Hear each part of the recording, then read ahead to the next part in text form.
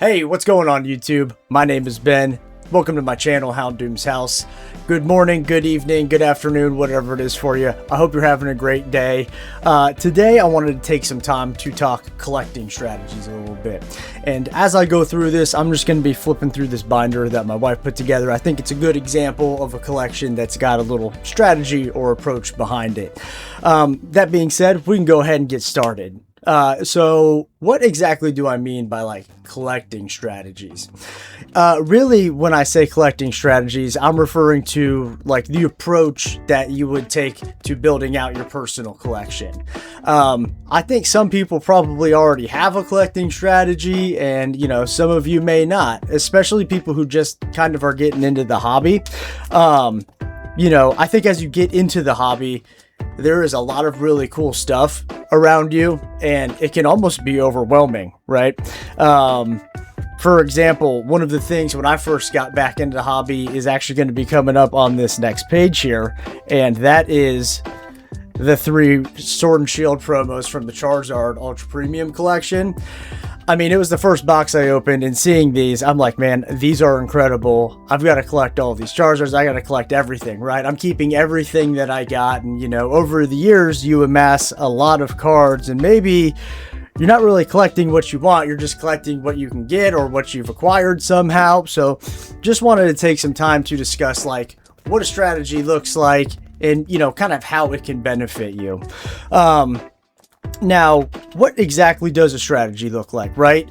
There are a bunch of ways you can cut it. That's the beauty of collecting, is that, not just Pokemon, but anything really. You can collect it any way that you want. There are so many ways to cut it. But for Pokemon specifically, one of the things that you see a lot is that maybe someone collects I don't know, just a certain type of Pokemon, right? Maybe someone collects all of the Raichus that are out there. Some people collect just certain rarities of cards, right? Maybe someone's looking to collect all of the alternate arts, special illustration rares. Those are obviously very popular, so that's something that you definitely see people going after and focusing on. Another thing that you see is people collecting from an era, right? Some people, the era may be as broad as modern or vintage, and then for other people, it may be, hey, I collect just things from the XY era because, when I was a kid, that's what I was collecting. Or, maybe I'm collecting things from, certain sets exactly, right? Just trying to complete different master sets across all eras because you just enjoy those sets for what they are. There's really not a right or wrong way to do it. And then, obviously another one that I think people see a lot is, collecting a certain category of products, right? Do you collect raw cards? Do you collect graded cards? Do you collect sealed product, right? That's a huge one that we see all the time. So really, there's no wrong way to do it. Even not having maybe a narrowed strategy like that, right? There's nothing wrong with that. Some people might collect off of just the memories and the moments and the spontaneous interactions that they come across, and that's fine too. For someone like me, I think that, I've really benefited from kind of putting a strategy in place when it comes to my personal collection, because I could go off the rails at any minute with how much cool stuff is out there.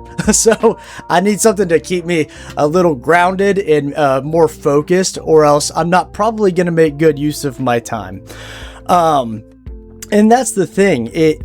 When it comes to having a structured approach in place, there are several benefits that you're going to get from doing that, right? And quick pause, because I just have to admire this beautiful God Pack page from V-Star Universe that my wife pulled. I mean, look at this. It's so sick. I don't know. Her luck is out of this world. She has pulled 4 God Packs, I think. And I don't even know how it's possible. That's a lot of God Packs. That's so many God Packs for one person.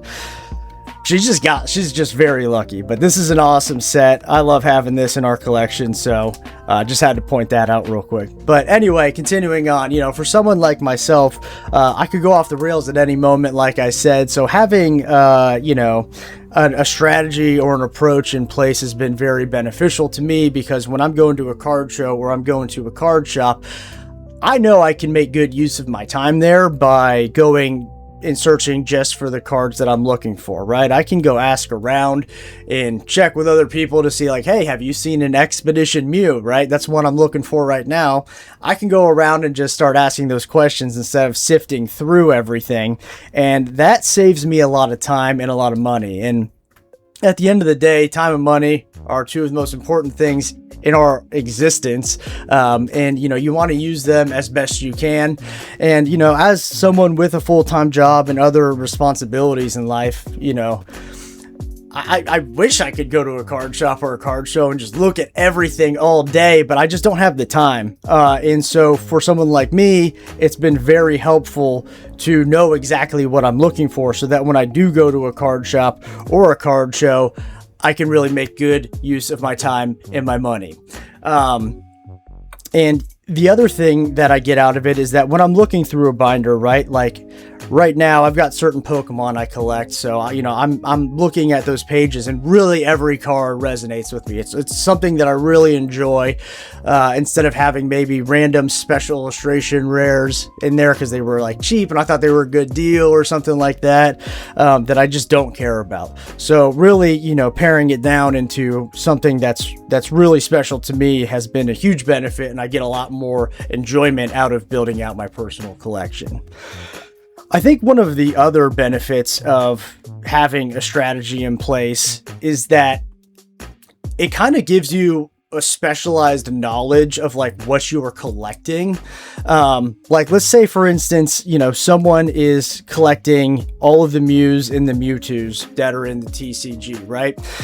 That person is going to be very aware of, what the prices of the cards are.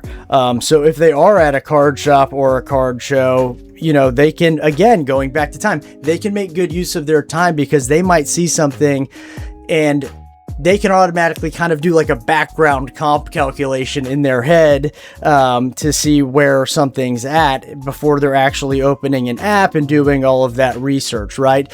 And that saves a lot of time if you can just go and have the awareness before you even have to open your phone and, navigate through TCG Player or anything like that.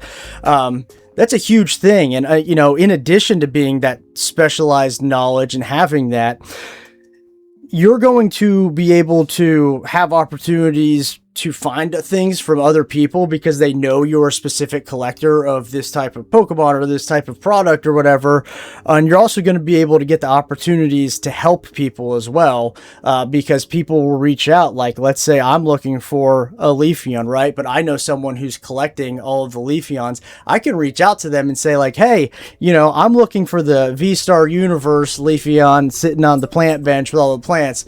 Can you help me out? Do you have a copy? Things like that. It really opens the doors for you to help other people, but for also other people to reach out to you for, maybe inquiring about selling you an interesting product that you might be interested in. So I think that's really cool having that specialized knowledge.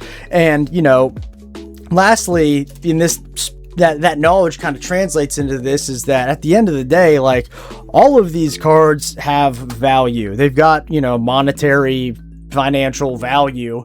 And, depending on how life goes, you might have to move on from those cards at some time. Just because you need the money, right? Or maybe you're ready to get out of it and you would like to just sell it off.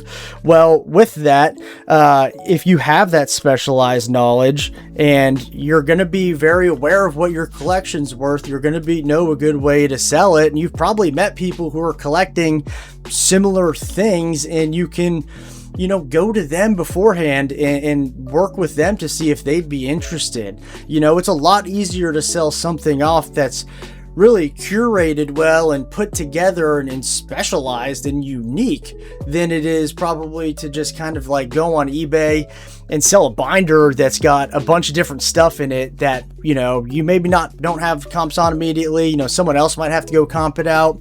There's just a lot more work that goes into that. And then, at the end of the day, finances aside, like, if you're selling off your Sylveon collection, like you've got right here, and you can sell it to someone who is a Sylveon collector, that's really cool. It's good to know that like something you've put all this work into is going to somebody who's really going to enjoy it.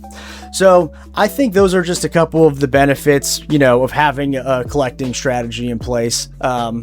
It's really helped me. I hope maybe that if someone new coming into the hobby is watching this, that they can get a head start, because I mean, I was way behind on that. I was collecting everything. I was throwing stuff into a binder. And I mean, I had fun. Who am I kidding? It was still a great time, but there's definitely some things that I missed out on because of that, and some deals I probably let go, or some collection pieces that right now the price is just way up here, and it's probably not in my my financial bandwidth right now. So I hope you enjoyed the video. If you watched it, I hope you got something out of it. I can't wait to talk to you guys on the next one. Peace.